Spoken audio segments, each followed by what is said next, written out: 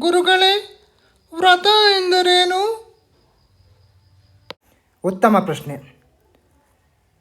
ಒಂದು ಒಳ್ಳೆಯ ಪ್ರತಿಜ್ಞೆಯನ್ನು ಜೀವನ ಪರ್ಯಂತ ಆಚರಿಸುವ ಎಂದು ಪಾಲಿಸುವುದು ವ್ರತ.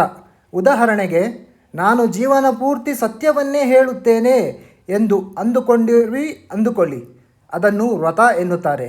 ಹೀಗೆ ಯಾವುದೇ ಕೆಲಸವನ್ನು ಜೀವನ ಪರ್ಯಂತ ಮಾಡುತ್ತೇನೆ ಎಂದು ಪ್ರತಿಜ್ಞೆ ಮಾಡುವುದನ್ನು ವ್ರತ ಎಂದು ಕರೆಯಲಾಗುತ್ತದೆ. ಗುರುಗಳೇ, ಗ್ರಹ ಶಾಂತಿ ಎಂದರೇನು? ಉತ್ತಮ ಪ್ರಶ್ನೆ.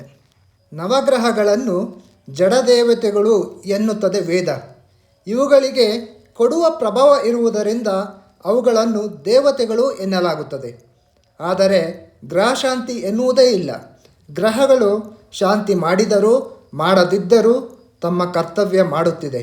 ಇದನ್ನೇ ವೈಜ್ಞಾನಿಕವಾಗಿ ಹೇಳಲಾಗಿದೆ.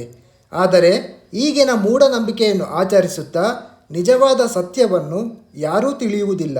ನೀವು ಶಾಂತಿ ಮಾಡಲಿ ಮಾಡದಿರಲಿ, ಗ್ರಹಗಳ ಕೆಲಸವು ಮಾಡೇ ಮಾಡುತ್ತವೆ. ಕಾರಣ ಕರ್ಮವನ್ನು ಬಿಟ್ಟು ಇರುವುದಿಲ್ಲ.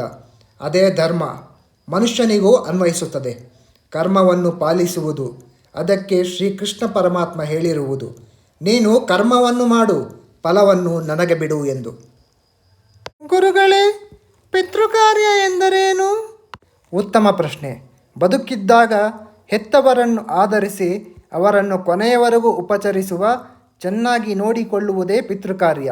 ಜನರು ಮೂಢನಂಬಿಕೆಯಲ್ಲಿ ಸತ್ತ ಮೇಲೆ ಮಾಡುವುದನ್ನು ಪಿತೃಕಾರ್ಯ ಎಂದುಕೊಂಡಿದ್ದಾರೆ. ಗುರುಗಳೇ, ಸೂತಕ ಎಂದರೇನು? ಉತ್ತಮ ಪ್ರಶ್ನೆ.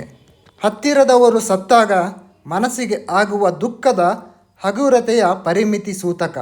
ಅದರ ನಿವಾರಣೆಯ ತಿಥಿ ಕೆಲವರು ಆಗಿದ್ದನ್ನು ಬೇಗ ಮರೆತು ಮುಂದೆ ಸಾಗುತ್ತಾರೆ. ಕೆಲವರು ಹೆಚ್ಚು ದಿನ ಮನಸ್ಸಲ್ಲಿರುತ್ತಾರೆ. ಅದಕ್ಕಾಗಿಯೇ 3 ದಿನದ ಸೂತಕ, 11 ದಿನದ ಸೂತಕ ಎಂದು ಹೇಳಲಾಗಿದೆ. ವೈಜ್ಞಾನಿಕವಾಗಿ ಇಲ್ಲಿ ಸತ್ತ ಮನೆಯವರ ಮನಸ್ಥಿತಿಯನ್ನು ಸರಿ ಮಾಡಿಕೊಳ್ಳಲು ಸಮಯ ನೀಡುವುದು. ಇದರ ಜ್ಞಾನ ವಿದ್ಯಾರ್ಥಿಗಳಿಗೆ ಅತಿ ಮುಖ್ಯ. ಅವರಿಂದ ಮುಂದಿನ ಪೀಳಿಗೆಗೆ ಸಿಗುವುದು ಅವಶ್ಯಕತೆ.